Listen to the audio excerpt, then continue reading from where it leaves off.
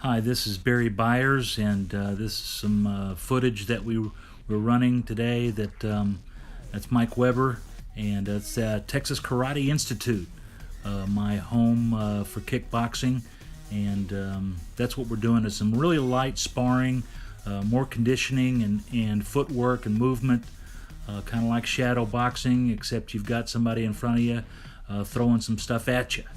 Now, films are always good because you can pick yourself apart and try to improve on your techniques and movements and where your worst openings are. I carry my hands really low and I drag my feet a lot, so that's some of the things that I like to pick on when I'm reviewing some of these films. Mike Weber is an outstanding athlete and kicker, and I really enjoyed working with Mr. Weber.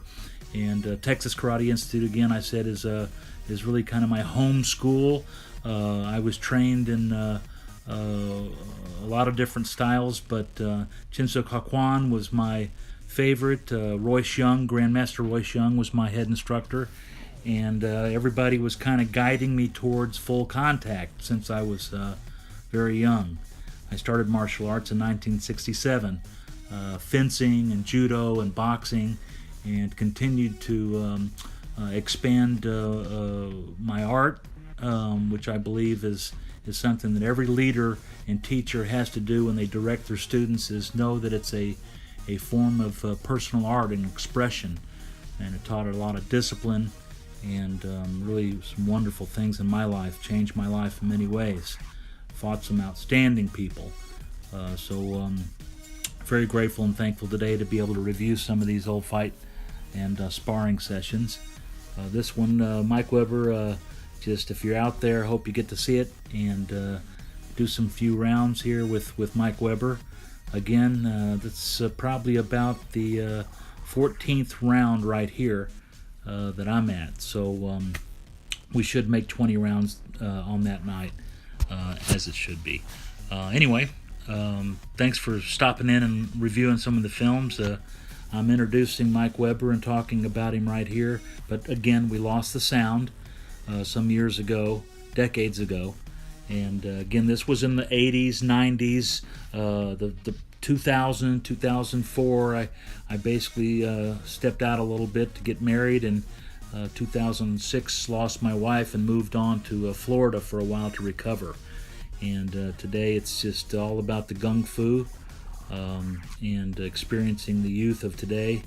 And again, kickboxing back in the early 70s, 80s, and 90s was some bone crusher experiences, I gotta tell you.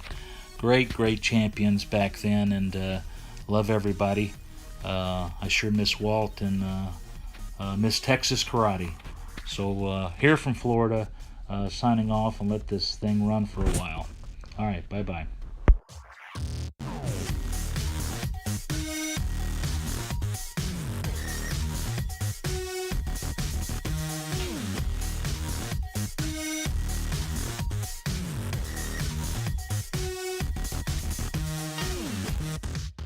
Just stepping in for a little bit to talk about movement, and you notice that now we're kind of almost like point sparring with a little extra flow.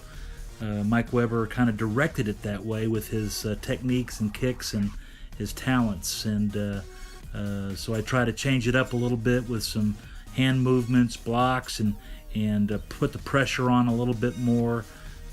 So you can get more action. That's what kickboxers need, is lots of action, right?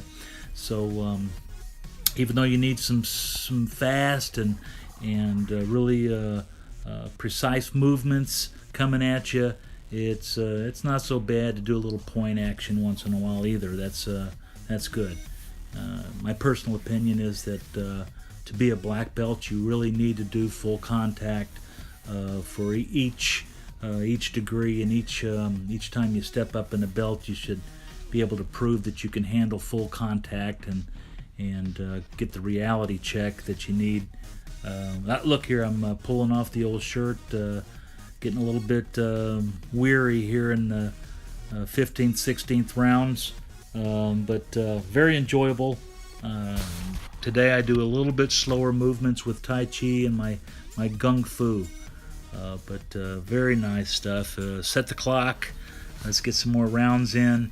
And remember to train like a beast, man. The more you sweat, the less you bleed. Somebody out there is training. And if you're a competitor, I was on the Texas competition team for a long time, and really had to train consistently every day. So remember to keep your kicks up, your chin down, and your punches strong. I'll talk at you later. This was some fun here. All right, bye-bye.